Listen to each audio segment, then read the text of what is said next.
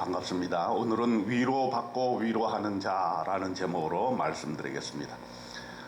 우리의 모든 환난 중에서 우리를 위로하사 우리로 하여금 하나님께 위로받는 위로로서 모든 환난 중에 있는 자들을 능히 위로하게 하시는 이시로다. 고린도서 1장 4절입니다. 인간은 위로받기를 원합니다. 위로받으면 새 힘이 솟아나고 살 희망이 생기는 것입니다. 위로는 살리는 힘이 있고 위로는 삶의 원동력이 됩니다. 특히 우리가 환난 중에 있을 때 더욱 위로가 필요합니다. 위로는 그 환난을 이길 힘을 주기 때문입니다. 하나님은 위로의 하나님이십니다. 하나님께서 우리를 위로하십니다. 우리가 어려울 때 하나님은 우리를 거저 내버려 두지 아니하십니다. 하나님은 반드시 우리를 찾아와 주시고 우리가 어려움에 처하고 있을 때 눈물을 흘릴 때 함께 해주시고 그뿐만 아니라 우리가 그 고난과 환난을 이겨낼 수 있는 힘을 우리에게 주시는 것입니다. 그러므로 고린도 후서 1장 8절에 바울이 말합니다. 형제들아, 우리가 아시아에서 당한 환난을 너희가 모르기를 원하지 아니하노니 힘에 겹도록 심한 고통을 당하여 살 소망까지 끊어지고 우리는 우리 자신이 사형 선고를 받은 줄을 알았으니. 바울은 자신의 고난 중에 받은 위로를 말씀하십니다.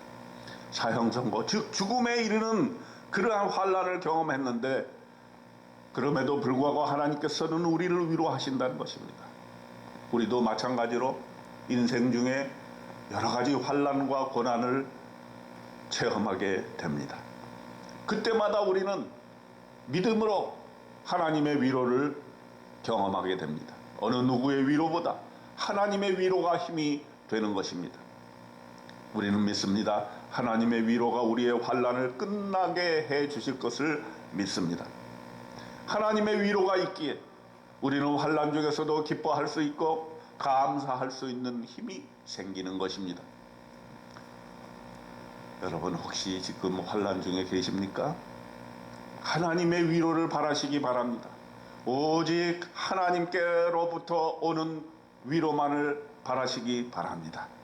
우리가 이럴 때 하나님을 의지하게 되고 정말로 하나님만 바라보며 사는 그러한 믿음의 사람이 되는 것입니다. 고난은 정말로 힘들고 견디기 어렵지만 여러분 끝까지 견디어 이기시기 바랍니다. 하나님께서 여러분을 바라보고 계시고 바라보고 계실 뿐만 아니라 곁에 서서 여러분을 부축해서 여러분의 인생을 일으켜 세우실 것을 믿습니다. 오늘 말씀의 두 번째 의미는 하나님의 위로로 힘을 받은 우리가 다른 사람을 위로하는 자가 되어야 된다는 사실입니다. 코로나 환란으로 참으로 모두가 힘듭니다. 요즘 뉴스에 보니까 종로 거리가 한산하다고 합니다. 텅텅 비었다고 합니다. 우리 교회 가까이에 있는 신촌에도 많이 비어 있습니다. 자영업자들이 너무 힘듭니다. 명동도 힘듭니다. 하나님 어찌하여 우리가 이러한 환난을 경험하게 해주십니까? 그러나 하나님께서 어려움을 당하는 우리 모두에게 하나님이 우리를 위로해 주신다는 사실, 우리는 그 사실을 전파해야 됩니다. 바울은 먼저 중보기도하라고 말씀합니다. 고린도서 1장 11절에 너희도 우리를 위하여 간구함으로 도우라.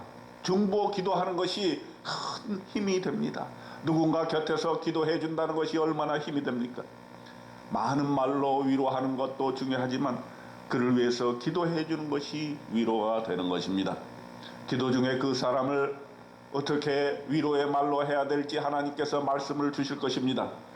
하나님의 말씀으로 위로하십시다. 내 말이 아니라 하나님의 말씀으로 위로해 주십시오.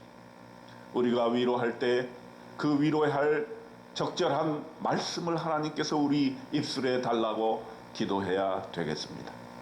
하나님의 사랑의 말씀, 위로의 말씀으로 위로할 때에 우리가 큰 힘을 얻게 되리라 믿습니다. 우리는 위로하는 그리스도인이 되어야 되겠습니다. 위로의 사역자가 되어야 되겠습니다. 위로하게 되면 복음의 통로가 됩니다. 우는 자와 함께 울고 짐으로 고통받고 있는 많은 사람의 짐을 함께 나누게 될 때 그 사람의 문이 열리게 되고 그 사람이 하나님을 만나게 되는 놀라운 기회가 될 줄로 믿습니다. 하나님께 큰 위로를 받고 위로하는 일에 헌신하는 저와 여러분에게 하나님의 놀라운 은총이 오늘도 함께 하시길 주님의 이름으로 축원드립니다.